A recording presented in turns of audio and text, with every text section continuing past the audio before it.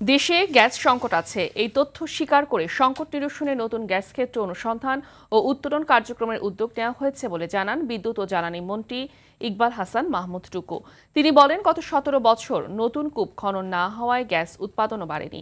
প্রধানমন্ত্রীর নির্দেশে দ্রুত সময়ের মধ্যে গ্যাস উৎপাদন বাড়ানোর পরিকল্পনা নেওয়া হয়েছে। বিকেলে জাতীয় সংসদে প্রশ্নোত্তরে এসব কথা বলেন মন্ত্রী। সর্দার রাজীবের রিপোর্টে বিস্তারিত।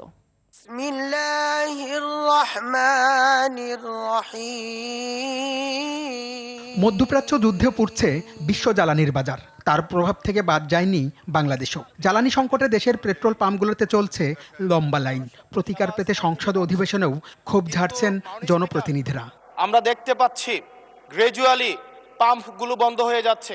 বিকেলে প্রশ্ন পর্বে কুমিল্লা ৪ আসনের সংসদ সদস্য হাসনাত আব্দুল্লাহ অভিযোগ করে বলেন, জ্বালানি সংকটে পাম্পগুলো বন্ধ হয়ে গেলেও বিষয়টি এড়িয়ে যাচ্ছেন মন্ত্রীরা। পরে তার প্রতিবাদ জানান পানি সম্পদ মন্ত্রী শহীদউদ্দিন চৌধুরী ইয়ানি। উনি বলেছেন মন্ত্রীরা পাশ কাটিয়ে যাচ্ছেন, সুতরাং এই বক্তব্যটি নিয়ে এক্সপান্স করবেন আমি আপনার দৃষ্টি আকর্ষণ করছি মাননীয় স্পিকার। এর আগে প্রশ্নোত্তরে বিদ্যুৎ ও জ্বালানি মন্ত্রী বলেন, দেশের বর্তমান পরিস্থিতিতে চাহিদা অনুযায়ী বিদ্যুতের কোনো ঘাটতি নেই। জ্বালানি তেল সরবরাহ স্বাভাবিক রাখতে সব ধরনের পদক্ষেপ নেওয়া হয়েছে। আমরা একটা প্রকল্প নিয়েছি, প্রকল্পটা বাস্তবায়ন করতে সময় লাগবে।